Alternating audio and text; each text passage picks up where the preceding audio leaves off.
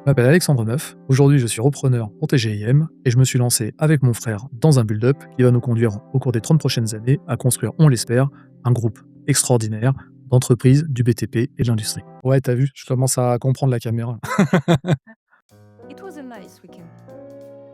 Yeah, but Thank God, thank God, thank God it's Monday. Thank God, thank God, thank God it's Monday. hey, c'est pas mal, non? C'est TGIM. J'ai rejoint TGIM en juin 2025. Dès septembre 2025, avec mon frère, on signait le premier deal et on a attaqué les reprises d'entreprises chez ATB depuis 6 mois maintenant. ATB, pour Atelier des technologies du bâtiment, c'est un garage qui s'occupe de faire en sorte de réparer les machines du BTP pour nos clients en Île-de-France. Dans le secteur du BTP, et notamment de la maintenance, ce qu'on a remarqué, c'est 3 choses. La première, c'est que c'est plein de petites entreprises. La deuxième, c'est que très fréquemment, les leaders de ces entreprises sont des gens qui vont bientôt partir à la retraite. Et la troisième, c'est que c'est des entreprises qui sont sous-digitalisées et qui fonctionnent essentiellement un petit peu dans l'ancien monde. Alors pour être tout à fait honnête, ce secteur-là, c'est surtout mon frère qui l'a repéré parce qu'il y travaille depuis 15 ans et qu'il a identifié tout ce qu'il pouvait mener et tous les éléments qui lui manquaient, notamment la tech, l'IA, des capacités à communiquer. Et c'est ce que moi je suis venu apporter dans l'aventure. Sur ce marché, le marché est complètement fragmenté. Il n'y a aucune consolidation, que des petites entreprises, toujours tenues par des anciens qui ont monté l'entreprise à bout de bras il y a maintenant 30 ans. Donc, un marché sur lequel on peut aller pour pouvoir le consolider et le structurer. Quand on cherche des données dans ce genre d'entreprise, en général, on la trouve sur le papier, dans des fichiers Excel ou dans la tête du cédant. Donc, il y a un vrai enjeu tech pour arriver à consolider et structurer ces données. Et aujourd'hui, grâce à l'IA, on peut partir de données totalement déstructurées et en faire une exploitation parfaitement structurée pour pouvoir l'exploiter et améliorer les marges dans l'ensemble. On a fait le choix de faire un build-up parce que chaque société, étant dédiée en général à une typologie de machine pour une typologie de marque, ne va pas pouvoir s'étendre géographiquement.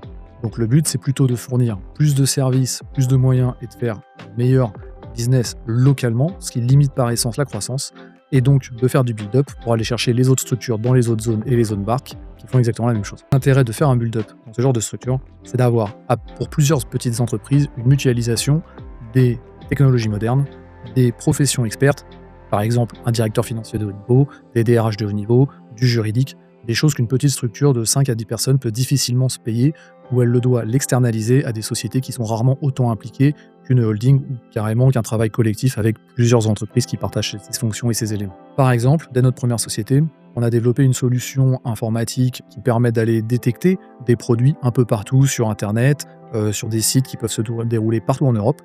Et cette technologie-là, qui nous a coûté pas mal d'argent, puisqu'on l'a procédé juste pour une seule société, est complètement mutualisable sur d'autres sociétés. Alors là, toute la difficulté d'un build-up, c'est d'arriver à identifier la première entreprise. Alors dans mon cas, ça a été un petit peu facile, puisque mon frère y était déjà. Mais on ne l'a pas choisi par hasard. On a pris cette entreprise parce qu'on connaît le terrain, on connaît le dirigeant, puisque c'est mon frère, et donc la seule variable sur laquelle on doit travailler, c'est l'intégration des nouvelles technologies et organisations. L'étape d'après, c'est d'aller chercher une seconde entreprise dans laquelle, on l'espère, on aura déjà un repreneur connu, mais on sera en terrain inconnu, et donc on devra gérer à la fois la trouver de l'entreprise et mettre en place l'organisation. Et puis l'étape 3, ça sera d'y aller all-in en disant on prend une entreprise où on ne connaît pas encore le futur dirigeant, on ne connaît pas non plus le terrain, et là on doit mettre les 3 variables en même temps. L'autre avantage de cette entreprise, c'est que toute la partie donnée était essentiellement orientée autour d'Elodie, notre comptable qui est une personne extraordinaire et qui notait absolument tout de manière certes déstructurée dans des outils numériques, mais qui avait cette rigueur systématique. Donc on a pu récupérer l'ensemble des données, on les a fait passer à travers une IA et on les a transformées en données structurées et exploitables. Dans le cadre de cette première expérience, on est clairement en train d'apprendre comment on peut exploiter l'IA sur différentes facettes. On l'a utilisé à la fois pour rédiger des contrats, pour analyser des éléments juridiques, pour pouvoir nous aider à faire le business plan. On a aussi utilisé l'IA dans le cadre du développement informatique pour pouvoir faire nos propres outils avec des outils typiques comme Cursor ou Cloud Code. Ces outils-là nous ont servi à aller assez vite, mais au final, on se rend compte qu'à chaque fois qu'on fait une feature, à chaque fois qu'on a une nouvelle idée, ça fait émerger à nouveau une idée supplémentaire pour aller encore plus loin.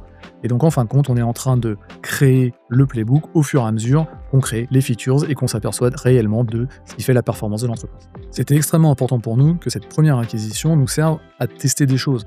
La difficulté, c'est que quand on fait des tests, par essence, on dépense de l'argent, on dépense des ressources et on dépense du temps. Donc il nous fallait un endroit, une société qu'on connaisse, qu'on sache robuste et qu'on sache capable d'encaisser des potentiels défaillances, des potentiels tests qui n'apporteraient pas de valeur. Et c'est dans ce sens qu'ATB, terrain connu et avec un dirigeant robuste comme mon frère, était les cibles idéales pour pouvoir démarrer ce build-up. On a pensé le build-up pour aller améliorer les choses sur 5 piliers. Le premier, mettre l'accès à la donnée. La donnée reste au centre aujourd'hui des outils numériques, de l'IA et de la performance. Le deuxième, standardiser les pratiques. Aujourd'hui, quand on arrive dans des ateliers, on a souvent des ateliers un peu vieillissants, qui ne sont pas forcément très bien rangés, avec beaucoup de matériel qui traîne un peu partout, et il y a besoin de faire du nettoyage et de rendre les choses claires et évidentes. Notre troisième pilier, le modèle de marge.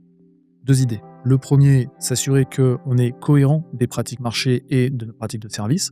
Et la deuxième, une diversification, car on a remarqué que sur la plupart des entreprises, souvent elles se concentraient sur un axe, peut-être 2, alors que fréquemment il y a plusieurs axes. Typiquement, on peut faire de la réparation dans un atelier, on peut vendre du matériel, mais si on sait réparer, on peut aussi reconditionner des machines, on peut louer des machines, voire on peut vendre des machines neuves, avec un contact client très particulier. Ce qu'on a aussi envisagé, c'est d'être capable de piloter nos marges un peu plus proche du temps réel. Typiquement, quand les prix d'achat évoluent, ou quand les prix de vente évoluent de nos concurrents, parce que malheureusement, il y en a, nous avons une capacité aujourd'hui à trouver cette information grâce à des robots qui screenent Internet et qui nous permettent d'être hyper réactifs pour ne surtout pas perdre du marché. Ce qui est intéressant avec l'IA d'aujourd'hui, avec des outils typiquement Cursor, Cloud Code, ce qu'on appelle le vibe coding, c'est qu'on a pu faire cet outil en totale autonomie. Je ne suis pas développeur, même si j'ai un petit peu de connaissances dans la technologie, je ne suis pas du tout dans le métier depuis des années, et ça ne m'a pas empêché de le faire en moins de 2 semaines. Si vous pensez que c'est pas pour vous, c'est extrêmement simple. Vous le prenez, vous démarrez, de l'autre côté, vous vous mettez une IA en mode texte et vous lui posez la question « J'ai besoin de faire ça, comment je procède ?» Et vous verrez que ça va vous guider. C'est comme ça que j'ai démarré.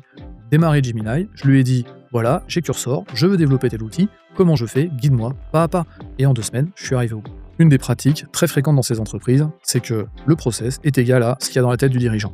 Et le dirigeant, malheureusement, il n'est pas toujours de la même humeur. Parfois, il est disjoignable, parfois, il ne l'est pas, parfois, il est en déplacement. L'idée, c'est de mettre le système et les process au cœur de la performance.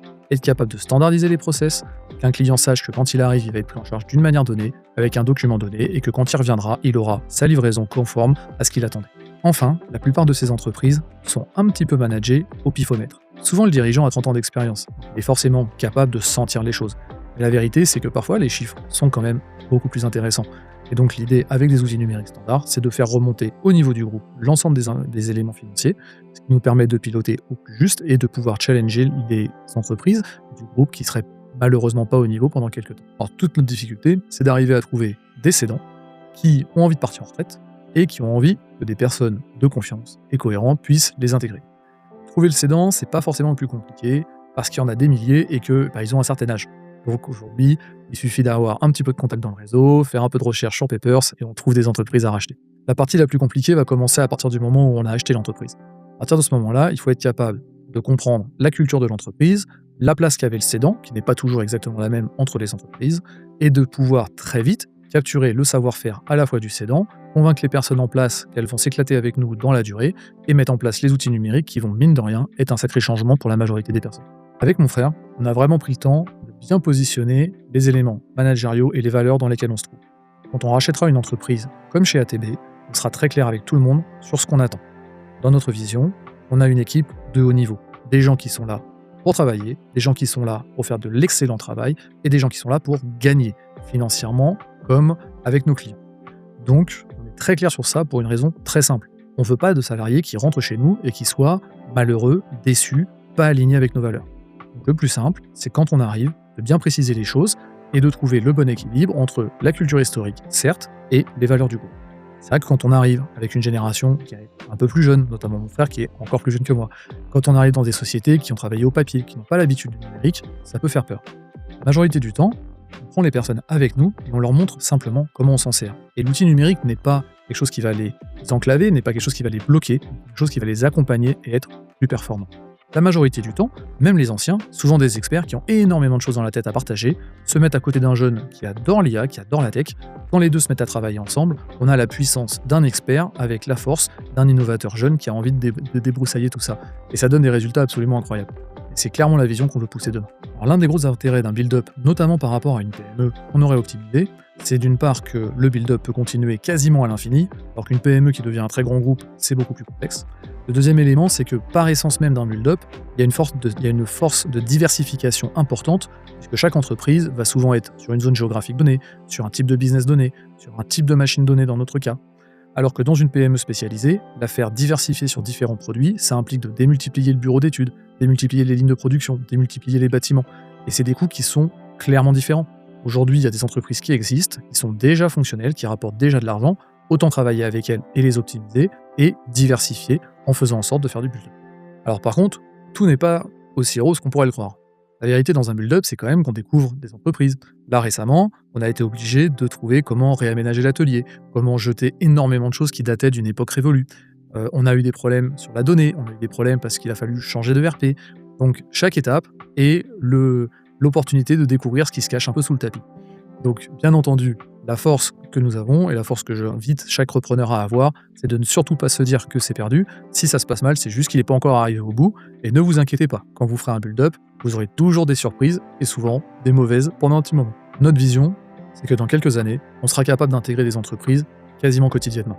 On les trouvera, on aura des équipes qui pourront aller sur place, accompagner le cédant dans son départ et mettre en place les outils, l'organisation, connecter cette nouvelle entreprise au groupe et tirer des synergies collectives de la plateforme logistique, des achats et des fonctions experts. Ce monde-là, on espère qu'il arrivera, parce que nous, on n'aura plus grand-chose à faire à ce moment-là, si ce n'est de pouvoir prendre les reportings financiers, de pouvoir conseiller les entreprises et d'être les garants des valeurs du groupe.